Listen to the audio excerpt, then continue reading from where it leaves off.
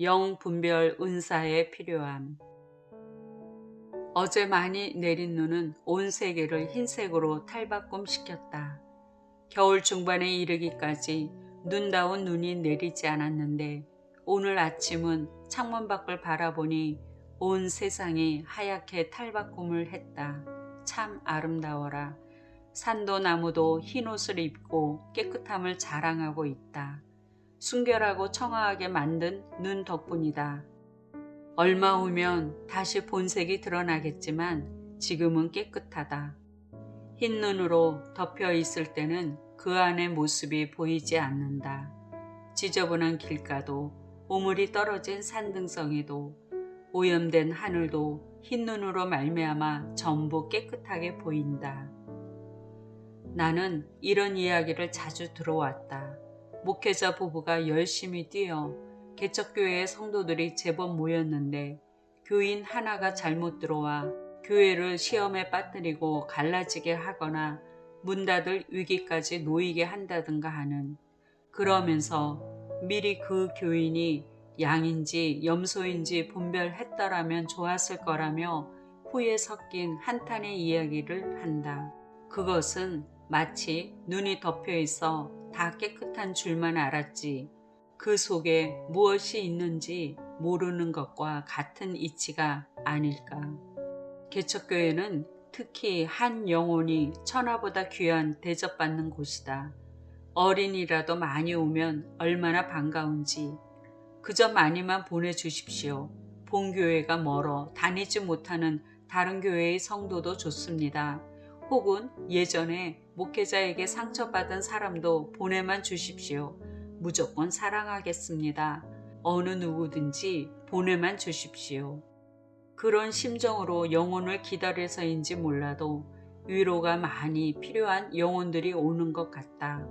물론 개척교회 사명을 가진 준비된 일꾼들을 보내주시기도 하지만 개별적인 관심을 필요로 하는 어리고 여린 심령들이 사랑을 갈구하는 모습이 많다.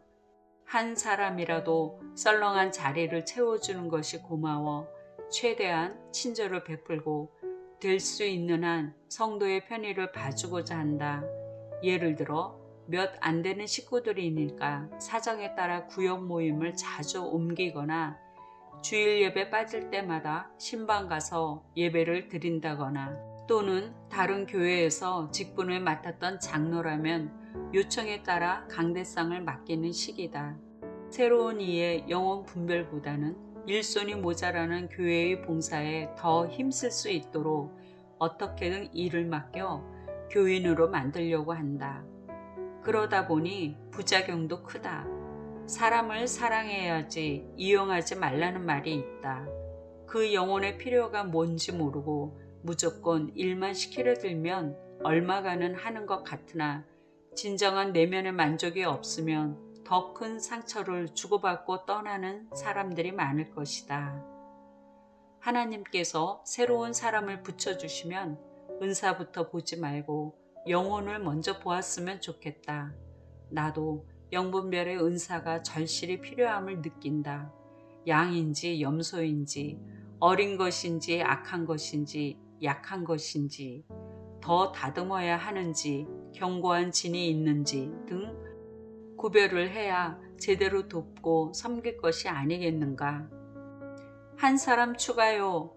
식당 주문 매상 올리듯 숫자 늘어나는 것에 기뻐하기보다는 한 사람이라도 속사람의 강건함을 위해 돕는 것이 더 중요하리라. 나의 경우는 기도 중에 스쳐가는 그림이나 말씀을 통해서, 꿈을 통해 사람들의 영적 상태를 분별할 때가 있어 몇 가지를 소개하고자 한다. 남편을 위해 기도해 달라는 어느 분의 요청을 따라 기도하는 중 하나님께서 한 그림을 보게 하셨다. 생선회 접시에 죽은 남편의 얼굴이 올라와 있는 그림이었다. 그분의 남편이 여전히 교회를 다녀도 영적으로 거듭나지 못한 모습을 보여주신 것으로 여겨진다. 초창기에 싹싹하고 섬김도 뛰어난 타교의 집사님을 보고 탐이 나서 하나님께 기도했다.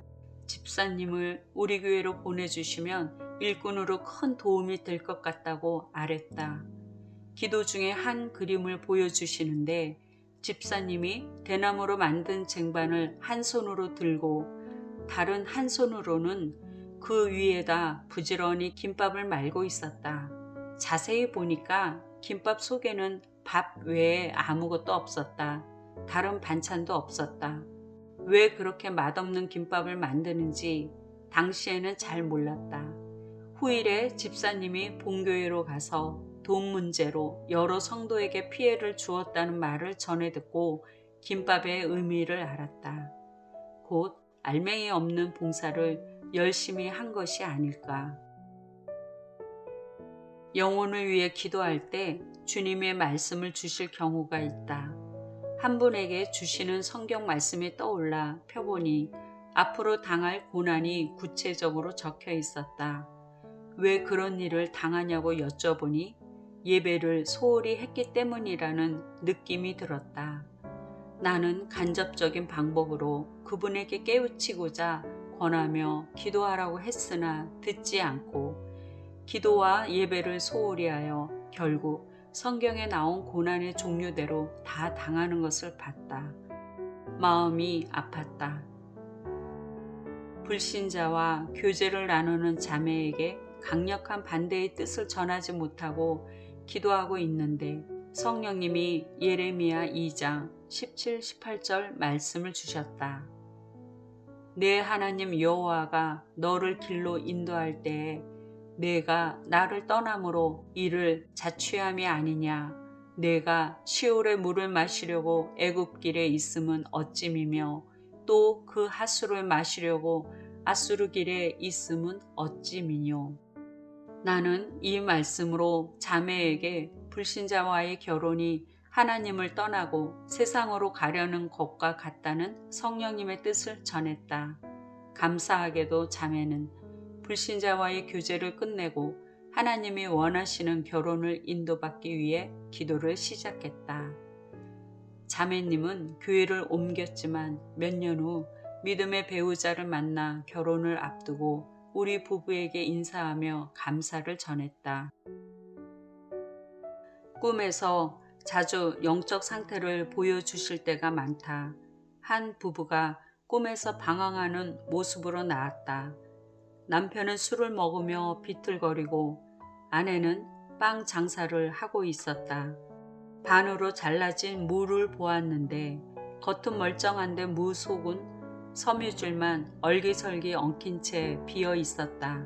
나는 어째 이런 무가 다 있냐 하면서 신기해했다. 부부의 영적 상태를 가늠할 수 있었다. 겉으로는 다 된 것처럼 보여도 아직 준비가 덜 되었음을 알게 되었다. 잘 아는 사람의 아기를 봐주는 꿈을 꾸었는데 놀랍게도 아기가 절반은 남자고 절반은 여자였다. 나는 인형같이 예쁜 아기를 신기하게 바라보았다. 꿈을 꾸고 그 사람이 몇 개월 후에 동성애로 무척 고생하는 것을 보았다.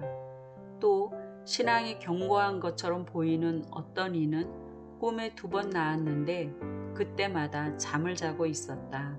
영적인 잠을 자는 것이라 생각된다. 내가 알고 있는 영적 선배는 영분별의 은사가 있어 사람을 만나기만 해도 그 안의 생각이나 영의 상태를 감지한다. 말하는 것을 듣지 않고도 영의 상태를 보기 때문에 구체적인 기도를 드리거나 권면 또는 때론 책망도 한다고 한다. 교회 사역을 하면서 영분별 은사의 필요성을 절감한다. 성도의 의견을 들으면서 자기 스스로 이야기하는 것인지 마귀의 음성인지 또는 성령님의 인도를 받아 말을 하는 것인지 분별한다면 너무나 좋을 것이다. 영혼의 상태를 제대로 알아야 바르게 도울 수 있고 마귀의 계계에 속지 않아 영적인 싸움에서 승리할 수 있지 않겠는가. 그 은사는 기도를 통하지 않고 얻을 수 있는 것이 아니므로 반드시 기도하는 사모들이 되어야 하리라.